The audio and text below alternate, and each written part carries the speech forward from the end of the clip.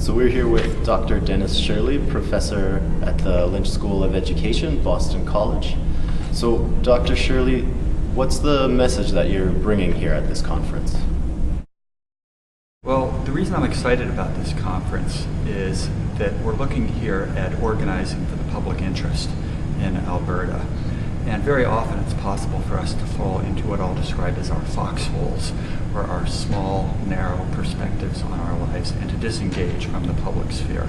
So when you put together a group like Public Interest Alberta, you're providing opportunities for teachers, nurses, social workers, all kinds of people who work with their hands, making Alberta a better place, to come together and to have discussions about what the public interest actually is, and then how you go about furthering that, how you go about creating that. One of the messages I'm trying to bring along with that is we need to start thinking about the public as a verb and not as a noun. So the public is something that needs to be created, it needs to be sustained. Otherwise, I'm always just in an instrumental relationship with others, okay? And that doesn't always help me if I just walk out of the door in the morning and I fall down. What's the instrumental nature of the relationship I'm offering to someone? I need someone to have a sense of sympathy or compassion or engagement to help me to get up. All right? So this means that we need to nurture a sense of social solidarity in Alberta. And that's something that takes a lot of consideration, takes a lot of reflection, and people have been working in for many years. So part of the concept behind strong public schools, for example, is that we create a public space, not only for children to learn how to get along with each other, but also for parents to come and support one another, and to understand that with all the diversity of our children, we have a common interest in their mutual flourishing. So a lot of the work that's going on in this conference is about trying to create a sense of what the public interest is. And the public interest is never coterminous entirely with the interests of any one of us, or with any one of our corporations, or even with any of our particular agencies that might exist in society. That means we have to learn how to compromise with one another. It means we have to learn how to listen to each other. We have to engage in conversations that allow us to think of reciprocity. What does it mean to be a member of this community, of this province, of this nation, of this world? So any venues where people are getting together and they're asking those large questions, and doing so in a concerted, sustained way, which then is enacted in their professions and in their lives, is of something that's of great interest to me, and I think should be of interest to all Albertans. So can you tell us more about that inspirational vision for Alberta? Yes, here I think it's useful to go back to Latin. Okay? Spirare is the Latin term for breathe into, okay, or breathe. So you think of perspiration, which is breathing through. You think of respiration, which is breathing again. Okay? You think of expiration, which is stopping the breathing process. Or you can think of a conspiracy is a breathing with in the ancient Latin. And inspiration is a breathing into originally.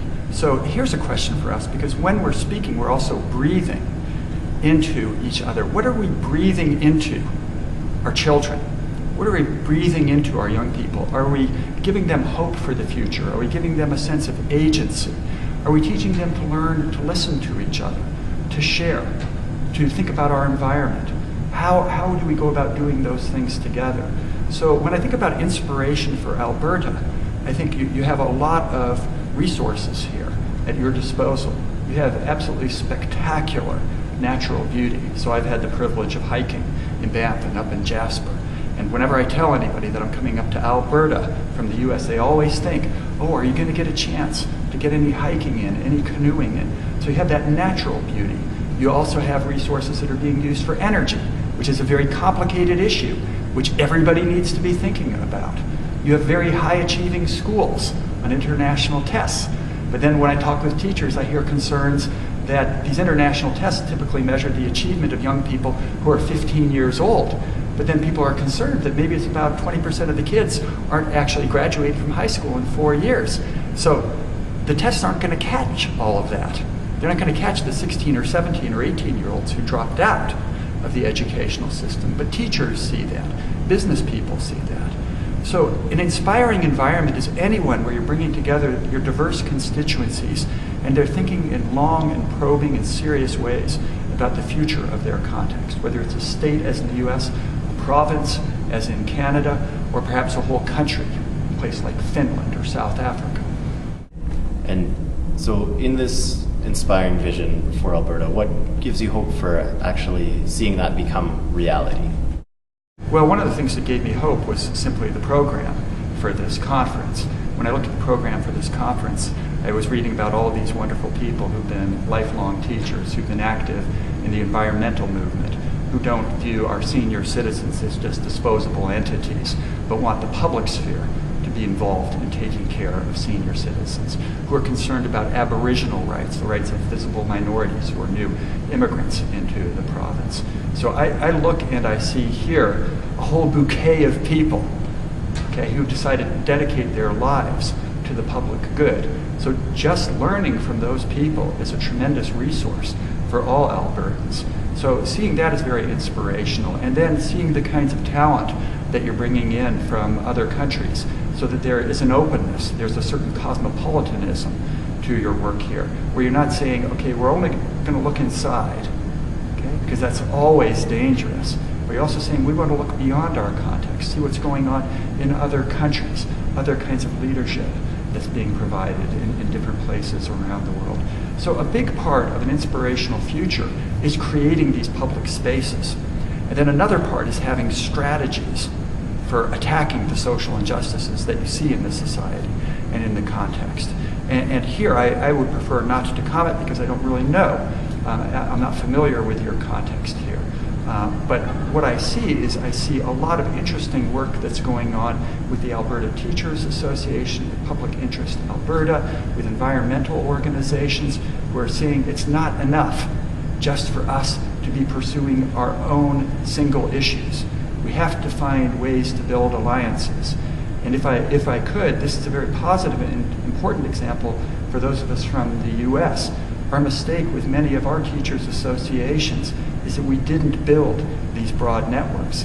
And now we see the loss of teaching potentially as a middle-class profession through different attacks that are going on against teachers, especially in our Midwestern states. And some of you may be familiar with the case of Wisconsin, where young teachers now are saying that they don't really see a future for themselves in that state. So they'll move to other states that are going to be more hospitable to them. This is not a model for any jurisdiction that wants to build a learning society of the future. So you're doing a lot of work here just by getting people together to learn from each other.